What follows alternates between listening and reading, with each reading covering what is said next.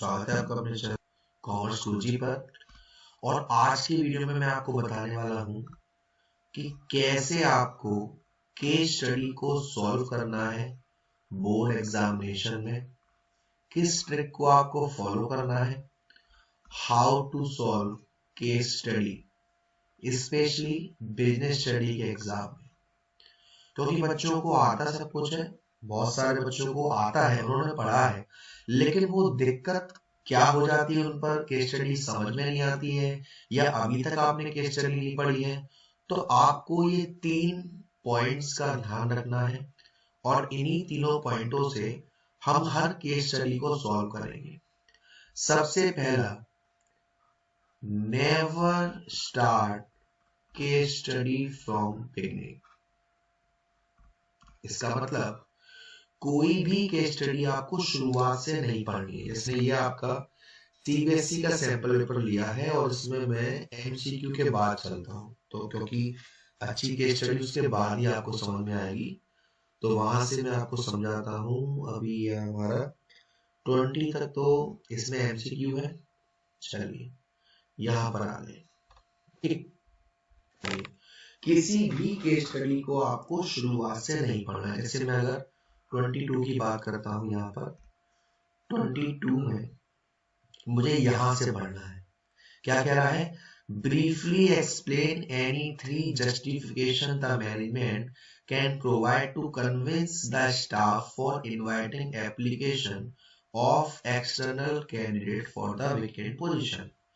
अब ये लाइन पढ़कर मेरे को अंदाजा हो गया कि बिजनेस में चैप्टर 1 से लेकर चैप्टर 12 है, 12 चैप्टर है, और इतना पढ़ने पर ही मेरे को ये आइडिया लग गया कि ये किस चैप्टर की बात करी जा रही है। इसमें हमसे पूछ रहा है कि कौन कौन से तरीके हैं जिससे हम एक्सटर्नल कैंडिडेट को जॉब के लिए अप्लाई करवा सकते हैं।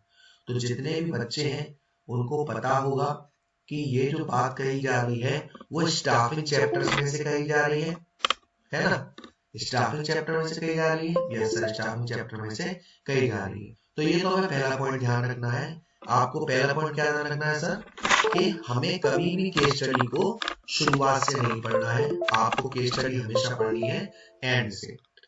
दूसरा स्टेप क्या होगा सर? सेकंड स्टेप आपको क्या ध्यान रखना है? आपको जब रीड करोगे शुरुआत से केस स्टडी, मतलब इस स्टेप को फॉलो करने के बाद जब आप सेकंड स्टेप करोगे, शुरुआत में रीड करोगे, तब आपको देखना है कि ये जो पॉइंट आपसे पूछा गया है वो हुआ है या नहीं हुआ है। यानी कि अगर फीचर की बात करी जाती है, इंपोर्टेंस की बात करी जाती है, तो वहां पर बोलेगा कि भाई इसको फॉलो किया गया है या नहीं फॉलो किया गया है। मैं वापस से चलता हूं केस स्टडी पर।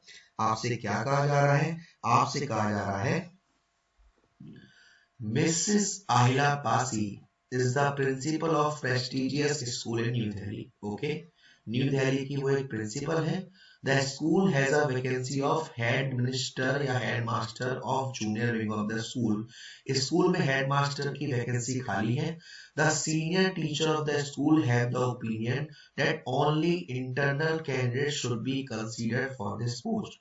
जो सीनियर टीचर्स थे वो कह रहे हैं कि इंटरनल कैंडिडेट ही उसके लिए देखा जाए, लेकिन जो पासी हैं वो कह रही है मैनेजमेंट को इनवाइट करनी चाहिए एप्लीकेशन एक्सटर्नल सोर्सेज से। तो यहाँ पर आप देख रहे हो कि एक पर्सन तो कह रहा है कि इंटरनल होनी चाहिए और एक कह रहा है एक्सटर्नल होनी चाहिए।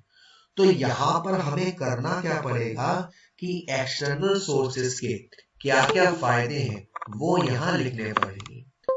तो हमने 3 चीज कौन कौन सी देखी सर? पहला, आपको कोई भी केस स्टडी शुरुआत से नहीं पढ़नी, एंड से पढ़नी है। दूसरा, जब आप केस स्टडी करोगे तो शुरुआत से ही आपको देखना है कि वो उस चीज को डिफेंड कर रहा है या बचा रहा है। तीसरा हमने अभी नहीं पढ़ा। तीसरे का मतलब है कि आपको ये देखना है कि आपको उस पैराग्राफ में से आंसर लिखना है या अपनी तरफ से।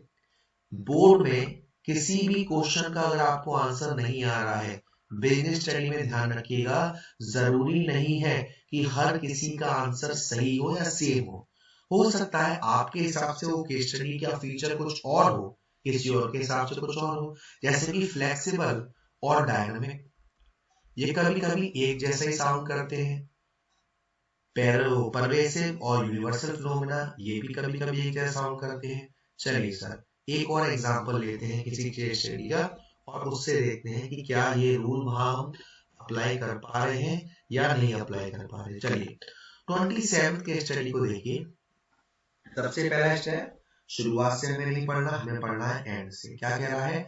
Identify and briefly explain the incentive being given by the organisation to the employ.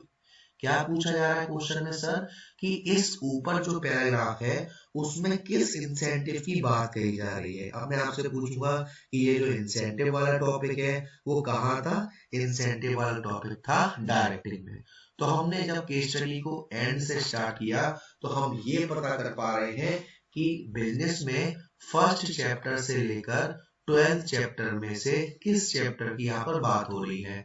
तो यहाँ पर बात हो रही है डायरेक्टिंग की। अब हम डायरेक्टिंग पर पहुंच रहे हैं और डायरेक्टिंग के किस टॉपिक पर हैं हम? इंसेंटिव के टॉपिक पर है। इंसेंटिव दो तरीके से थे, फाइनेंशियल और नॉन फाइनेंशियल। अब जब हम केस स्टडी को शुरुआत से पढ़ेंगे तब हमें ये देखना है कि क्या ऐसा हुआ है या नहीं हुआ है। देखिए, इन Sartak Steel several initiatives have been taken to further improve the motivation level of employee through designing jobs that include greater variety of work content, providing certain stability about future work, providing fringe benefit like housing, medical, okay। अब यहाँ पर आपको साफ साफ दिख रहा है कि हाँ सर यहाँ पर फाइनेंशियल इंसेंटिव की बात हो रही है क्योंकि पैसा खर्च किया जा रहा है। तो क्या क्या है उसमें?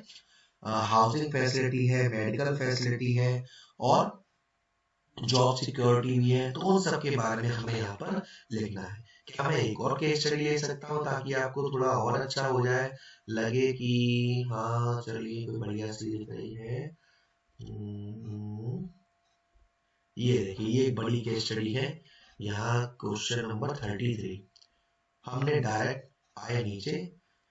क्या कह रहा है आपसे?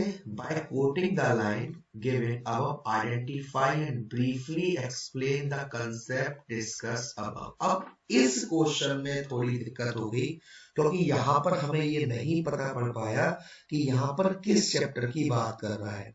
कोई दिक्कत वाली बात नहीं, आपको बस इतना मालूम पड़ गया कि ऊपर जो कंसेप्ट की बात हो रही है उस कंसेप्ट के बारे में आपको पढ़ना है और उसके बेनिफिट आपको डिस्कस करने हैं। अब यहाँ पर हम पढ़ेंगे जोजो एंड जोजो क्या कंपनी है? जोजो एक कंपनी है जिसको consumer business of baby oil and bandages, but many people do not know that the company also run a medical devices and diagnostic business as well as pharmaceutical company with more than 180,000 employees worldwide. The company has chosen to share decision making authority with lower level। देखिए, company ने decide किया है कि इस चीज को हम हर किसी को बताएंगे। यहाँ पर आपको एक चीज ध्यान रखनी है, दो चीजें पढ़ी थी हमने, सेंट्रलाइजेशन और डिसेंट्रलाइजेशन। जब हम अपनी बात को हर किसी को बताना चाह रहे हैं, लोअर लेवल तक पहुंचाना चाह रहे हैं, तो उसको हम कहते हैं डिसेंट्रलाइजेशन। तो यहाँ पे डिसेंट्रलाइजेशन की बात हो रही है और उसी की आपको इंपोर्टेंस बताना है। तो क्या बताया मैंने कि जब भी आप केस स्टडी को सॉल्व करने बैठोगे, सबसे पहला स्टेप, आप कभी भी केस स्टडी को शुरुआत से नहीं पढ़ोगे, आप एंड से पढ़ोगे केस स्टडी को, ताकि आप पहुंच जाओ उस चैप्टर पे जिस चैप्टर की बात हो रही है। फिर शुरुआत में पढ़ोगे कि क्या वो उसके सपोर्ट में है या उसको फॉलो नहीं कर रहा है, और जब आपको मालूम पड़ जाएगी तब आप देखोगे कि सपोर्ट में है तो किस सपोर्ट में है और अगेंस्ट में है तो किस अगेंस्ट में।